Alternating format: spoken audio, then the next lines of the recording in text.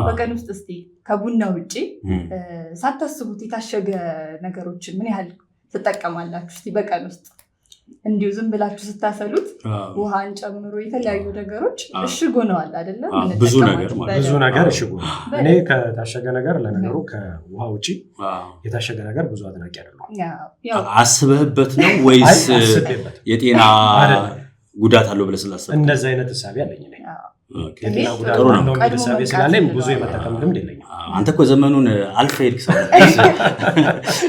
ስለዚህ አሁን በተለይ በሰሞኑ ላይ እንግዲህ የወጣው መረጃ ምንድነው የሚያሳየው? እነዚህ የታሸጉ ነገሮች ከኩሽናችን ጀምሮ እስከ ዴይሊ ቀን በቀን የምንጠቀማቸው ነገሮች እንግዲህ የታሸጉ ነገሮች ላይ ማዘውተር ባህላችን እየጨመረ ነው እና ይሄ የስኳር ህመምተኞች በተለይ ደግሞ ለህፃናት አካባቢ በጣም በደንብ ሀይ ሆኖ እየታየ ነው ስለተባለ ህፃናት ደግሞ በተለምዶ የታሸገ ነገር ይወዳሉ። ጁሱም ብስኩቱም እንደዚህ እንትን ይላቸዋልና እነሱንም ለመጠበቅ ታስቦ እነዚህ ማህበራት እንግዲህ ከሰሞኑ የታሸጉ ምግቦች ላይ ሳይድ ኢፌክታቸውንም የጎንዮሽ ጉዳታቸው እንዲሁም ደግሞ ምን ንጥረ ነገሮች እንደሚይዙ እዛው እቃው ላይ ወይም ደግሞ የምንገዛቸው የምንገበያያቸው ነገሮች ላይ ቢካተቱ የሚል አዋጅ ነበር ያረቀቁትና ይሄ ነገር ጥሩ ነው ብዬ አስባለሁ።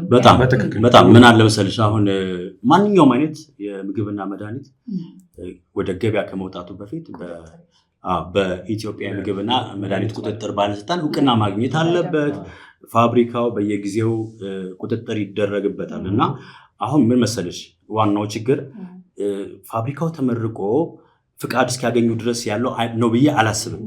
ነገር ግን በፐርሰንቱ መሰረት ከዛ በኋላ አያስቀጥሉትም ያን ምርት ማለት ነው። ስለዚህ ጎጂ የሆነው ነገር ወጥቶ ሊታይ ይችላል እና ይሄ የላይሰንሲንግ ብቻ የሬጂስትሬሽን ብቻ ሳይሆን የምዝገባ ሳይሆን የፍቃድ አሰጣጥና የቁጥጥርና ክትትል ይደረግባቸዋል ማንኛውም አይነት የምግብና የመድኃኒት ጉዳዮች ማለት ነው እና አሁን ላይ የተጀመረው አዋጅ ደግሞ ይሄንን ጤናን የመጠበቅ በሽታን የመከላከል ስርዓትን ያጠናክራል ብዬ ተስፋ አድርጋለሁ። ልጆቻችንን መጠበቅ የምንችለው እንግዲህ እንደዚህ አይነት ነገሮችን ቀድመን እያሳየን እያሳወቅን ከስር መሰረት እነሱ ላይ ይበረታልና እንደዚህ አይነት ከተላላፊ ያልሆኑ በሽታዎች በደንብ ጉዳታቸው እንግዲህ በወጣው ጥናት መሰረት ነው ከ52% በላይ ሆኗል ጫናው ህመሙ እየተባለ ነውና ይሄን ነገር ለመቅረፍ አይ ቲንክ ጥሩ ነው ብዬ አስባለሁ።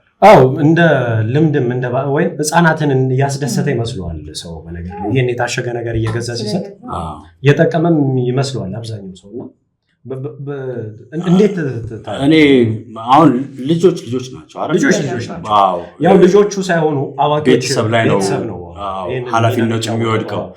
የታሸጉ ምግቦች ብዙ ጊዜ ልጆች የሚመርጧቸው ምግቦች ጣፋጮች ናቸው። ምንም ጥያቄ አሁን ላይ አይተህ ከሆነ ምግብ እምቢ ያለው ተብሎ እነዚህ ጣፋጭ ነገሮች ይሰጣሉ። ልጅ ሲወፍር ደስ ይላቸዋል። ድንቡሽቡሽ ያለ ልጅ ነው ተወዳጅ እንኳን ነው ተብሎ የሚታሰበው ማለት ነው። ነገር ግን አሁን ላይ ራሱ ህፃናት ላይ ያልተለመደው አይነት የስኳር በሽታ ሁለተኛው አይነት የሚባል ድሮ ከ30 ዓመት በላይ የምናየውን በሽታ ልጆች ላይ የማየት ልምድ በጣም እያየ ነው። መንግስትም ይሄንን ጉዳይ አስጠንቶ ይመስለኛል ማንኛውም አይነት ፖሊሲ ሲወጣ ጥናት ተደርጎ በጥናቱ መሰረት ጥቅሙ ነው ጉዳቱ ነው የሚያመዝነው ምን አይነት ህግ ይውጣ ብሎ ይሄንን አዋጅ ለማውጣት የተዘጋጁት ከዛ አንፃር ይመስለኛል። ከዜሮ ተነስቶ አይደለም የትኛውንም ፋብሪካ የትኛውንም ድርጅት ለመጉዳት ታስቦ ሳይሆን ህብረተሰቡን ለመጥቀም ነው ብዬ አስባለሁ። ጥሩ አዋጅ ይሆናል ብዬ አስባለሁ። አንዳንዴ ደግሞ ወረቀት ላይ ብቻ ሳይሆን ተግባራዊ መሆን አለበት። ወደ መሬት ወርዶ በትክክል ተፈጻሚ ሆኖ እንደዚህ አይነት ስራዎች መስራት አለባቸው። በትክክል እስማማለሁ። የያኔት ቤት የፈውስ ቤት